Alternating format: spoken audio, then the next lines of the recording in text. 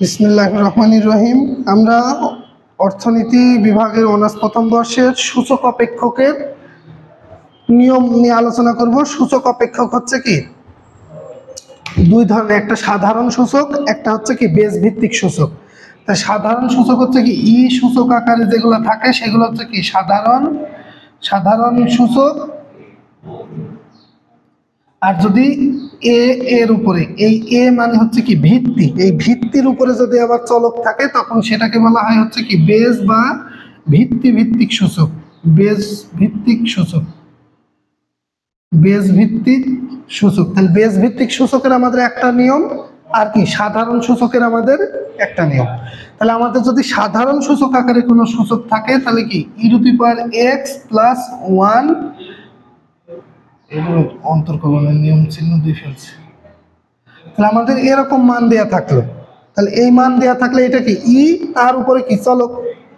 তাহলে এখানে এক্স মানেই হচ্ছে কি এর উপরে কি মান থাকবে, বা যে কোনো রাশিও থাকতে পারে। মনে করি x⁻³ আমরা একটা অঙ্ক দিয়ে কি আমরা বড় আকারে করে দিই, ছোটটা এমনি বোঝা যাবে। তাহলে আমাদের কি dy/dx আকারে যা থাকবে সেটা আমাদের বসবে e⁻2x³ + 1। এটুকু আমাদের অঙ্কে দেওয়া আছে। তাহলে আমাদের ই ভিত্তিক সূচকের মূল সূত্র হচ্ছে কি ই ভিত্তিক সূচক যা থাকবে ই ভিত্তিক সূচকের কি সমস্তটাই বসে যাবে d/dx। ই ভিত্তিক সূচকের যে পাওয়ার ছিল, এই পাওয়ার হচ্ছে কি এই সমস্ত রাশিটাই তার পাওয়ার, সমস্ত রাশিটাই তখন কি বসে যাবে। তাহলে ই ভিত্তিক সূচকের আমাদের এই অংশটুকুর আর কোনো কাজ নেই, এটুকু বসে যাবে। এই অংশটুকুর সূত্র হচ্ছে কি পাওয়ার আগে আসবে, চলক আর সূচক বসে গেল, পাওয়ার থেকে 1 বিয়োগ, আর এটার অন্তর্কলন করলে কি 0। তাহলে আমাদের এখানে কি 3 দোকানে 6, 6 x² e⁻2x³ + 1। এটা হচ্ছে কি আমাদের সূত্র। কারণ এখানে কি 6x², এটা কি গুণ আকারে আছে, তাই কি আমরা এই অংশটাকে কি প্রথমে নিয়ে চলে আসলাম।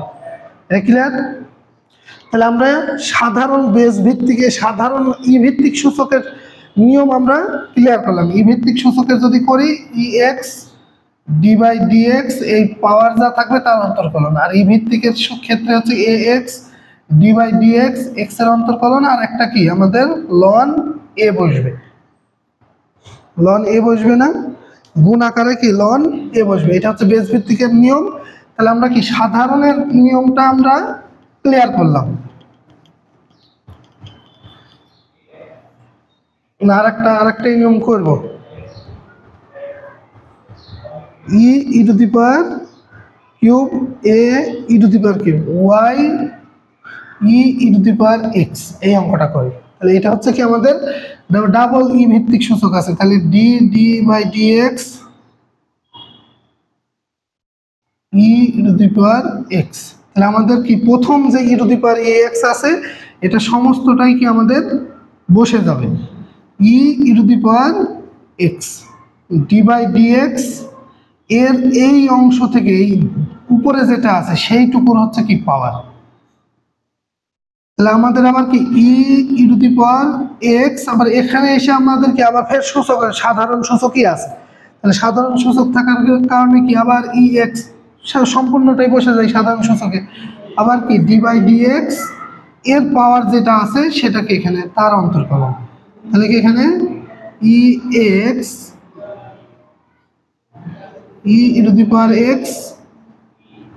ex এর অন্তর্কলন কি 1। তাই আমরা লিখতে পারি e⁻x ex, এটাই আমাদের কি উত্তর। তাহলে আমাদের গুরুত্বপূর্ণ এই দুটো অঙ্ক কিন্তু খুবই গুরুত্বপূর্ণ। এই অঙ্ক এবং আগের এই দুই নিয়মের ভিতরে যে কোনো একটা আসার সম্ভাবনা আছে।